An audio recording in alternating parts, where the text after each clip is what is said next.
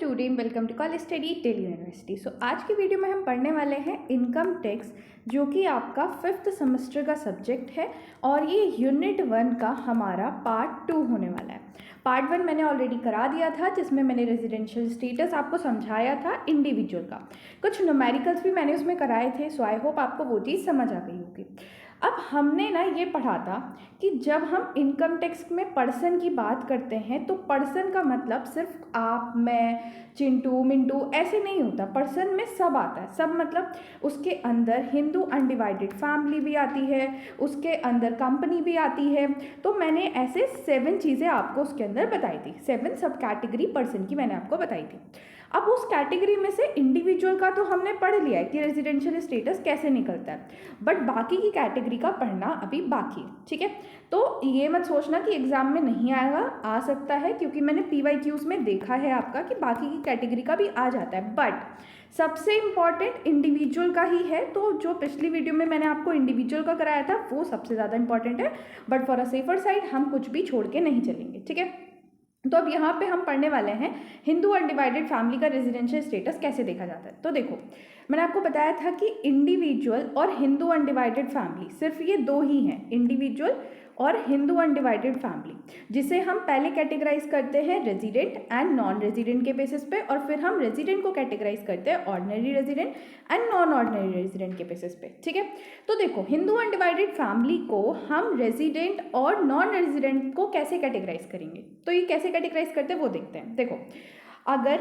अगर Hindu undivided family का जो कंट्रोल और मैनेजमेंट है अफेयर का, जो भी कंट्रोल और मैनेजमेंट है अफेयर का, वो पार्शली या फुल्ली इंडिया से हो रहा है तो उसको हम रेजिडेंट बोलेंगे। और अगर वो पूरा का पूरा बाहर से हो रहा है, कहीं बाहर से कहीं फॉरेन से हो रहा है, तो उसको हम नॉन रेजिडेंट कैटेगराइज कर देंगे। ठीक है, अब मैम ये कंट्रोल एंड मैनेजमेंट का मतलब क्या है? देखो, कंट्रोल एंड मैनेजमेंट का मतलब है ब्रेन। मैं ये नहीं कह रही कि डे टू डे वर्क यहाँ से हो रहा है, नहीं, कंट्रोल एंड मैनेजमेंट अलग है डे टू डे वर्क से। मैं ये कह रही हूँ कि हिंदू अनडिवाइडेड फैमिली का जो ब्रेन है ना, जो मेजर डिसीजन है, जो उनका स्ट्रैटेजिक डिसीजन है, वो पार्शली या फुल्ली इंडिया से लिए जा रहे हैं। मतलब जो ब्रेन है वो इंडिया में है, तो वो हमारा हिंदू अनडिवाइडेड फैमिली रेजिडेंट हो जाएगा। और अगर पूरा का पूरा फॉरेन से, बाहर से लिया जा रहा है, तो वो हमारा नॉन रेजिडेंट हो जाएगा।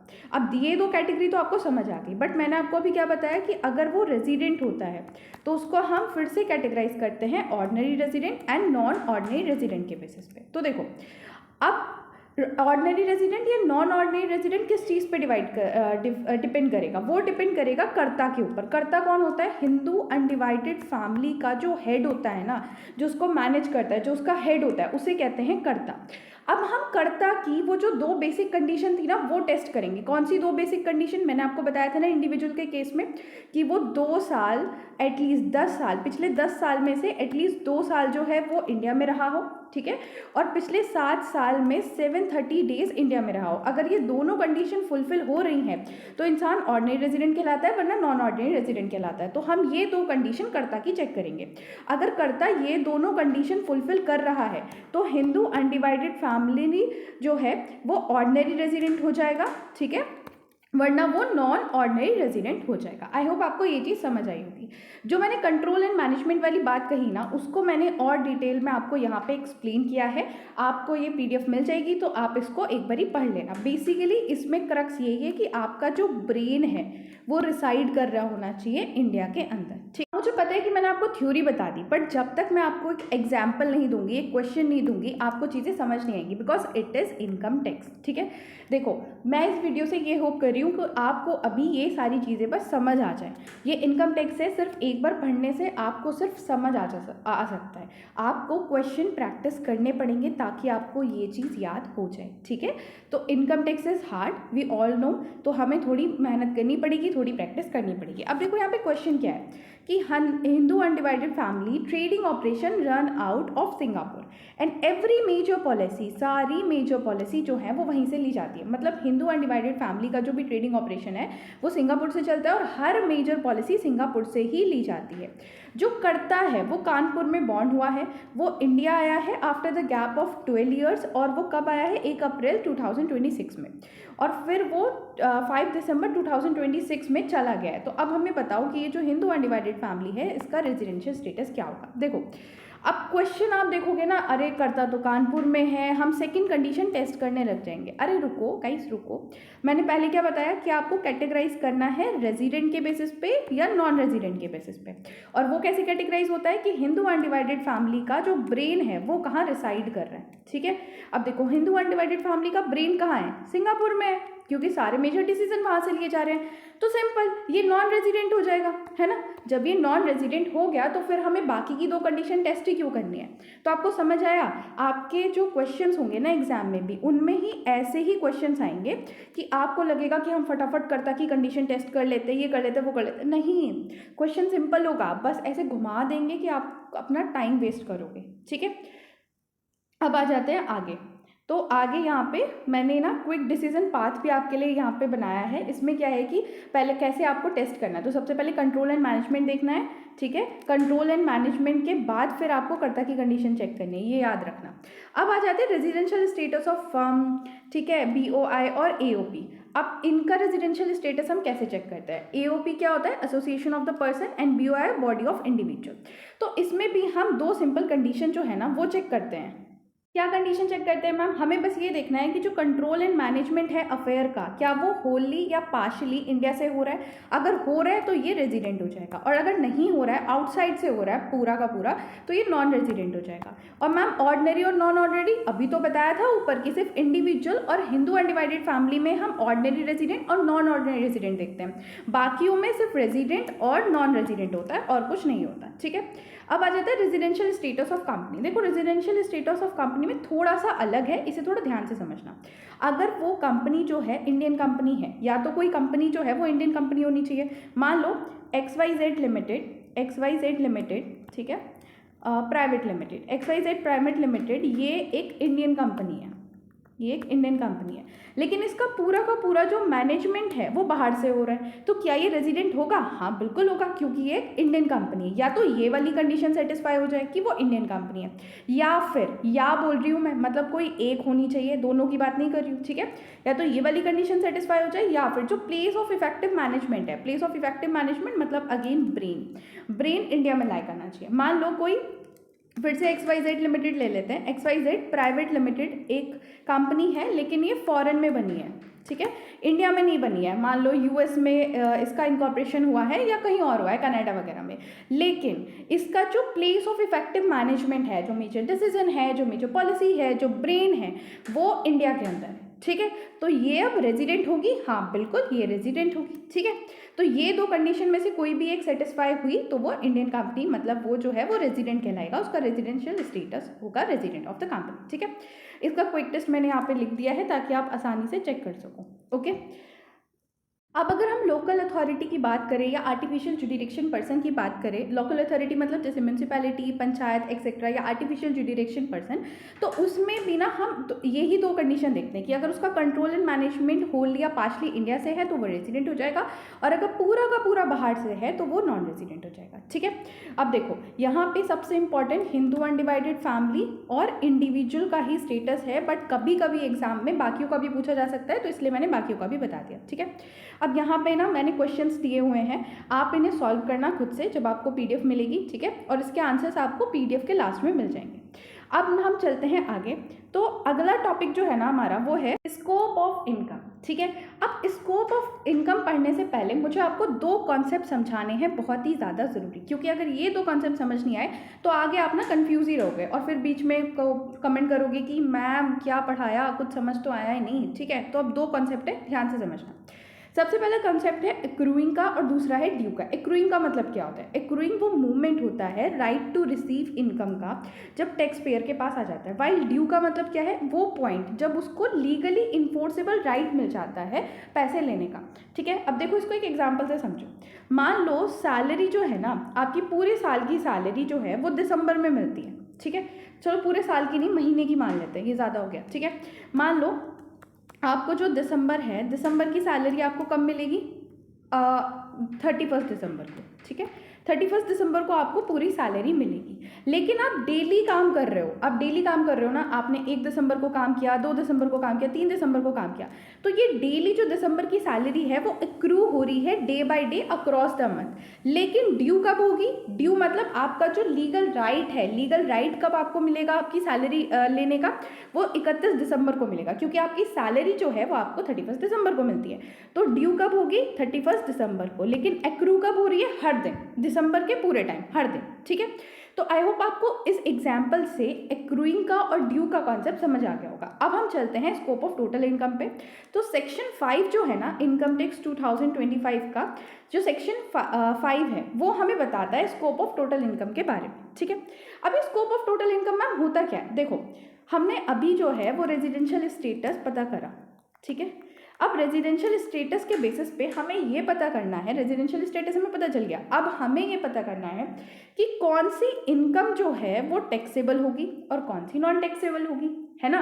तो रेजिडेंशियल स्टेटस इसीलिए तो निकाला था ताकि हमें पता चले कि पर्सन की इनकम एक्चुअली एंटर कर रही है टैक्सेबल टोटल इनकम में या नहीं कर रही है। ठीक है, तो अब देखो, अगर कोई भी पर्सन रेजिडेंट है और वो भी ऑर्डिनरी रेजिडेंट है, तो ये मानो उसने अगर 1 पैसा 1 रुपया भी कमाया है ना कहीं पे भी, इंडिया के अंदर, इंडिया के बाहर, कहीं पे भी, पाताल में, धरती पे, कहीं पे, तो वो टैक्सेबल होगा इंडिया के अंदर, वो टैक्सेबल होगा इंडिया के अंदर। इससे आसान तरीके से मैं आपको नहीं समझा सकती। सिंपल, अगर रेजिडेंट या ऑर्डिनरी रेजिडेंट है, रेजिडेंट एंड ऑर्डिनरी रेजिडेंट है, ठीक है, तो उसने कुछ भी कमाया हो, कहीं पर भी कमाया हो, whether it is a foreign income, Indian income, कहीं पर भी, वो सारा का सारा टैक्सेबल होता है इंडिया के अंदर। ठीक है, अब आ जाता है रेजिडेंट तो है बट नॉन ऑर्डिनरी रेजिडेंट है, तो इस केस में थोड़ा सा जो स्कोप है वो नैरो हो जाता है। क्या क्या चीज़ टैक्सेबल होगी? देखो, अगर इनकम रिसीव हुई है या डीम रिसीव हुई है इंडिया में ड्यूरिंग द ईयर। अब ये डीम रिसीव का मतलब क्या है ये समझो। देखो,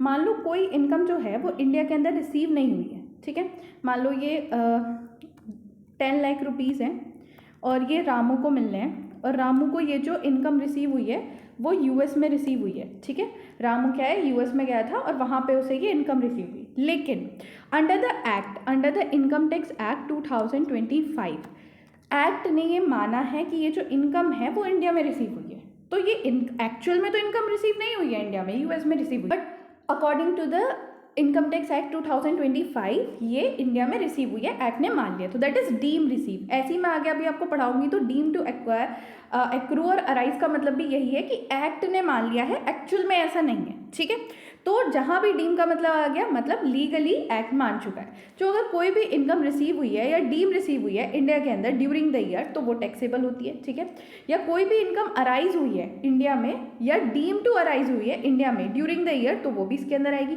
प्लस अगर कोई फॉरेन इनकम है, ठीक है, और वो फॉरेन इनकम किस चीज़ से आई है, किसी ऐसे बिजनेस से या किसी ऐसे प्रोफेशन से जो कंट्रोल किया गया है इंडिया से, या फिर प्रोफेशन सेटअप हो रखा है इंडिया के अंदर, तो वो भी हमारी टैक्सेबल होगी if the person is resident but not a ordinary resident. ठीक है, अगर कोई भी फॉरेन इनकम है जो कि ना तो इंडिया में रिसीव हुई है और ना ही डराइव हुई है इंडिया के कंट्रोल बिजनेस या प्रोफेशन से, तो वो RNOR के टोटल इनकम स्कोप से बाहर होगी। ठीक है, अब आ जाते हैं नॉन रेजिडेंट। अगर पर्सन रेजिडेंट ही नहीं है, ऑर्डिनरी नॉन ऑर्डिनरी की तो बात ही छोड़ दो, तो उस केस में सिर्फ जो इनकम रिसीव या डीम रिसीव हुई है इंडिया के अंदर वो टैक्सेबल होगी, इनकम जो अराइज हुई है, डीम अराइज हुई है इंडिया के अंदर, सिर्फ वो टैक्सेबल होगी, सिर्फ इतना। ठीक है, अगर फॉरेन इनकम जो है वो अर्न करी गई है और रिसीव करी गई है अब्रॉड में, इंडिया के बाहर, ठीक है, तो वो कभी भी नॉन रेजिडेंट के केस में स्कोप ऑफ टोटल इनकम के अंदर नहीं आती, मतलब वो टैक्सेबल इनकम में क्लासिफाइड नहीं होती, ठीक है।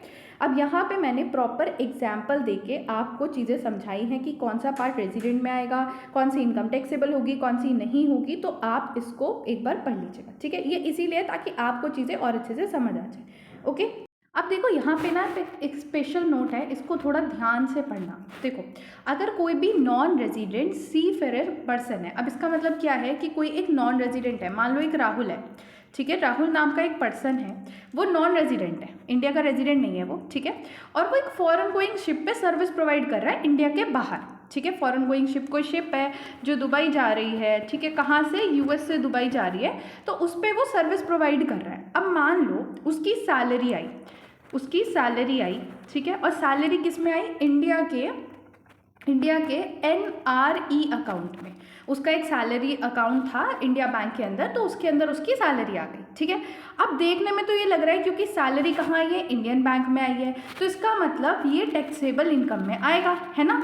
लेकिन यहाँ पे यही स्पेशल नोट है कि ये वाली इनकम जो है वो टैक्सेबल इनकम में नहीं आएगी। Foreign going ship is not include in his total income in India, वो टोटल इनकम ऑफ इंडिया में नहीं आएगा, even if his salary is credit to NRE account maintain with the Indian bank. ये एक बहुत ही इंपॉर्टेंट पॉइंट है क्योंकि कभी कभी पूछ लिया जाता है और बच्चे कंफ्यूज होकर गलती कर देते हैं, ठीक है। अब यहाँ पे हम ना एक एग्जाम्पल करने वाले हैं ताकि जो भी हमने ऊपर पढ़ा है ना कि कौन सी चीज़ हमारी इनकम में आएगी, ठीक है, रेजिडेंट के केस में कौन सी नहीं आएगी, वो सब हम देखेंगे। तो यहाँ पे इलस्ट्रेशन है, miss Priya report the following for the year and 31 March 2027, workout of total income for the taxable year 2026-27, ठीक है, under each of the 3 residential category. हमने 3 रेजिडेंशियल कैटेगरी पढ़ी है ना अभी, है ना। एक तो पढ़ी है ROR, एक resident and ordinary resident, non ordinary resident and non resident, ठीक है, ये 3 कैटेगरी हैं। अब हमें देखना है कि ये जो इनकम दे रखी है वो तीनों कैटेगरी के अंदर कौन से में आएगी, कौन से में नहीं आएगी। तो चलिए इसको सॉल्व करते हैं। अब देखो, मैंने यहाँ पे कुछ इस तरीके से पूरा परफॉर्मा बना लिया है, ठीक है। अब ना इनकम डालनी शुरू करते हैं। सबसे पहले हमारी कौन सी कैटेगरी है, हमारी ऑर्डिनरी रेजिडेंट की कैटेगरी है, और मैंने आपको क्या बताया था, कोई सी भी इनकम हो वो सारी की सारी हमारी ऑर्डिनरी रेजिडेंट में आती है, ठीक है। तो अब ये जितनी भी इनकम है ये सारी की सारी ऑर्डिनरी रेजिडेंट में तो आएंगी, फटाफट लिख देना है। लेकिन एक चीज़ ध्यान रखना, ये है agriculture income from a land of Punjab. देखो, एग्रीकल्चर इनकम एक्सेप्शन होता है, ठीक है, एग्रीकल्चर इनकम हमारी एग्जेम्प्ट होती है, हमेशा ध्यान रखना, एग्रीकल्चर इनकम क्या होगी, एग्जेम्प्ट होगी, ठीक है। तो अब ये सारी इनकम मैं यहाँ पे डाल देती हूँ एग्रीकल्चर इनकम को छोड़ के, क्योंकि एग्रीकल्चर इनकम तो हमारी एग्जेम्प्ट होगी, वो तीनों ही कैटेगरी में होगी। यहाँ लिख देते हैं 18,000, ठीक है, 9,000, देन यहाँ पे 48,000, देन आ जाएगा 7,500, ठीक है, ये कंप्लीट हो गया। दूसरा है हमारा नॉन ऑर्डिनरी रेजिडेंट। तो देखो यहाँ पे क्या है, शॉर्ट टर्म कैपिटल गेन हुआ है on a sale of share of Indian company के शेयर्स थे उनको बेचा, उन पे हमारा गेन हुआ है, और ये कलेक्टेड दुबई में हुआ। भले कलेक्टेड दुबई में हुआ है लेकिन शेयर्स कहाँ थे, सेल कहाँ हुआ है, इंडियन शेयर कंपनी हुए, ठीक है। तो ये हमारा टैक्सेबल होगा तीनों ही केस में। तो यहाँ भी 18,000 आ जाएगा और यहाँ भी हमारा 18,000 आ जाएगा, ठीक है, भले ही आप नॉन रेजिडेंट क्यों ना हो। देन आता है dividend from a south Korea company collected in Seoul. देखो, डिविडेंड कहाँ था, साउथ कोरिया कंपनी से मिला, कलेक्टेड भी बाहर हुआ, मतलब डिविडेंड मिला भी बाहर की कंपनी से और कलेक्टेड भी बाहर हुआ। तो ये हमारा सिर्फ टैक्सेबल होगा ऑर्डिनरी रेजिडेंट के केस में, बाकी किसी में नहीं होगा, ठीक है। नेक्स्ट हमारा आ जाता है rent computed from a flat in a Toronto bank in Canadian account later remitted to the India. मतलब क्या है कि रेंट जो है वो फ्लैट था टोरंटो में, मतलब इंडिया के बाहर एक फ्लैट था, उससे रेंट कलेक्ट हुआ, वो आया कनेडियन अकाउंट में, लेकिन बाद में वो रिमिट हो गया, कहाँ रिमिट हो गया, इंडिया के अंदर। देखो कहाँ राइज हुआ, बाहर इंडिया के, ठीक है, कलेक्ट भी कहाँ हुआ, इंडिया के बाहर में, लेटर ऑन रिमिट ही तो हुआ है इंडिया में, तो ये हमारा टैक्सेबल नहीं होगा, सिर्फ ऑर्डिनरी रेजिडेंट के केस में होगा, क्योंकि वो तो हर चीज़ ऑर्डिनरी रेजिडेंट के केस में टैक्सेबल होती है, ठीक है। तो यहाँ किसी और केस में टैक्सेबल नहीं होगा। देन आ जाता है डिविडेंड फ्रॉम इंडियन कंपनी। अब देखो इंडियन कंपनी से डिविडेंड मिला है तो सिंपल ये तीनों ही केस में जो है टैक्सेबल होगा, ठीक है, तीनों ही केस की इनकम में इंक्लूड होगा, तीनों ही इन केस की इनकम में इंक्लूड होगा। ठीक है, लास्ट हमारा बचा एग्रीकल्चर इनकम, एग्रीकल्चर इनकम तो एग्जेम्प्ट होती है, तो क्वेश्चन हो गया सॉल्व। अब चलते हैं आगे। देखो मैंने अभी तक तुम्हें बताया कि अगर कोई भी डीम्ड वाली चीज़ है, ठीक है, जैसे income deem to be arise in India, income deem to be receive in India, ये मैंने तुम्हें बताया। डीम का मतलब क्या बताया था कि जो एक्चुअल में तो रिसीव नहीं हुई है, एक्चुअल में इंडिया में अराइज नहीं हुई, लेकिन इनकम टैक्स एक्ट ये मानता है, ये लीगली ये माना गया है कि वो इंडिया में अराइज हुई है या इंडिया में रिसीव हुई है। ठीक है, अब ये डीम वाली कैटेगरी में क्या क्या चीज़ें आती हैं वो भी तो हमें पढ़ना पड़ेगा, तो वही अब हम डिटेल में पढ़ने वाले हैं। सबसे पहले deem to be receive in India, दो चीज़ थी, एक तो डीम टू बी रिसीव और दूसरा था हमारा deem to be arise in India. ठीक है, deem to be receive section 7 में होता है, deem to be arise section 9 में होता है। मैम सेक्शन याद रखना है? नहीं, आप सीए स्टूडेंट नहीं हो, अगर आप सीए स्टूडेंट हो तो आपको याद रखना है, अगर आप बीकॉम ऑनर्स स्टूडेंट हो सिर्फ तो आपको एक सेक्शन याद रखने की कोई ज़रूरत नहीं है, बस आप प्रोविजन याद रखो, उतना ही काफ़ी है। ठीक है, अब deem to be receive in India में कौन कौन सी चीज़ आती है, तो देखो इसमें 3 इंपॉर्टेंट सिचुएशन है, याद रखना। Deem to be receive in India के अंदर क्या है, 3 इंपॉर्टेंट सिचुएशन है। कौन सी? ये 3 इंपॉर्टेंट सिचुएशन जो मैं आपको पढ़ाने वाली हूँ। चलो पहली सिचुएशन पढ़ते हैं। देखो, excess interest credited to recognised provident fund, अगर हमारा कोई रिकोगनाइज्ड प्रोविडेंट फंड है, ठीक है, तो उसमें जो इंटरेस्ट क्रेडिट होना चाहिए वो कितना होना चाहिए, सिर्फ 9.5% पर एनम होना चाहिए। अगर इससे ज़्यादा कोई भी इंटरेस्ट क्रेडिट हुआ है तो जो भी एक्सेस पोर्शन होगा वो ट्रीट किया जाएगा डीम टू बी रिसीव में। ठीक है, for an example recognised provident fund का बैलेंस कितना था, 10 लाख था। ठीक है, उस पर जो नोटिफाइड लिमिट थी वो कितनी बताई मैंने, 9.5% बताई। ठीक है, लेकिन रिसीव कितना हुआ, 10.5% हुआ, तो मतलब ये 1.5% का जो एक्सेस डिविडेंड रिसीव हुआ है हमें, एक्सेस इंटरेस्ट, सॉरी डिविडेंड नहीं इंटरेस्ट, एक्सेस इंटरेस्ट जो हमें रिसीव हुआ है ये हमारा डीम टू बी रिसीव में आएगा। ठीक है, ये हमारा किस में आएगा, डीम टू बी रिसीव में आएगा। ये देखो मैंने पूरी कैलकुलेशन यहाँ पे करके बताई है।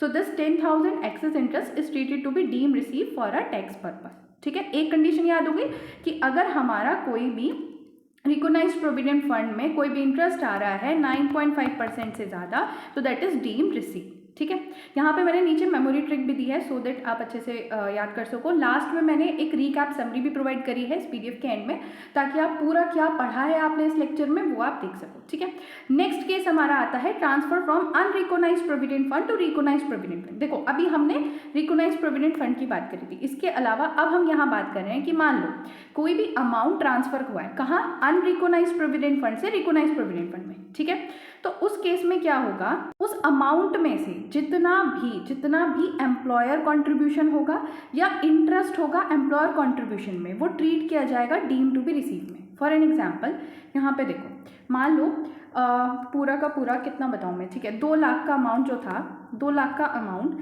ट्रांसफर किया गया अनरिकोगनाइज्ड प्रोविडेंट फंड से रिकोगनाइज्ड प्रोविडेंट फंड में। ठीक है, अब इसमें से 80,000 एम्प्लॉयर कंट्रीब्यूशन था और उस 80,000 पे जो इंटरेस्ट रिसीव हुआ था ना ऑन एम्प्लॉयर कंट्रीब्यूशन वो 20,000 था।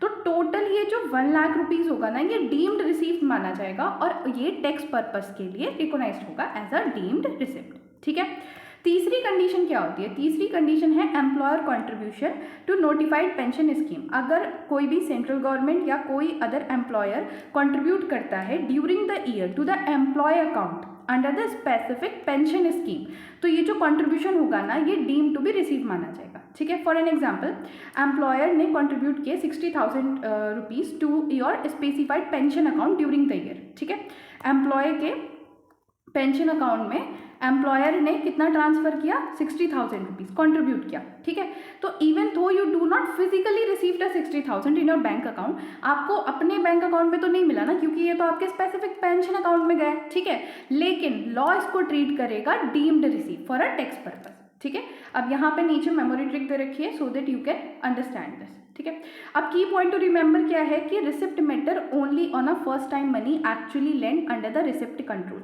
Once the income has been receive remitting the same amount later on another place is not a receipt. अब इसका मतलब क्या है, मान लो 60,000 रुपीज़ जो हैं वो क्या किया गया, वो ये किया गया कि एम्प्लॉयर ने आपके पेंशन अकाउंट में डाली। ठीक है, तो ये हमारी डीम रिसिप्ट में आ गई और टैक्स पर्पस में रिकोगनाइज हो गई। लेटर ऑन यही 60,000 रुपीज़ आपको हाथ में मिल गए। ठीक है, आपके अकाउंट में आ गए, आपके हाथ में मिल गए, तो क्या अब दोबारा टैक्स लेगा? नहीं, ऑलरेडी आपके टैक्स पर्पस के लिए ये रिकॉग्नाइज्ड हो गए हैं एज अ डीम्ड रिसीव। तो अगर एक्चुअल में जब रिसीव होंगे तो उस पर दोबारा वो as a tax purpose recognise नहीं होगी एज अ रिसिप्ट। ठीक है, चीज़ मैंने आपको एक फोटो से ऊपर पढ़ाई है, इस पिक्चर से पढ़ाई है, वही चीज़ मैंने यहाँ डिटेल में भी लिख दी है, आप इसे पढ़ सकते हैं। अब हमारा जो नेक्स्ट पार्ट है, नेक्स्ट टॉपिक है, that is income deem to accrue और अराइज इन इंडिया, जो सेक्शन 9 के अंदर लिखा गया है, वो हम पढ़ेंगे नेक्स्ट पार्ट में। देखो, मेरे को पता है कि आपको लग रहा होगा कि मैम 1 पार्ट, 2 पार्ट, 3 पार्ट, ये इतने सारी चीज़ें क्यों हो रही हैं, मतलब काफ़ी लॉन्ग वीडियोज़ हो रही हैं। देखो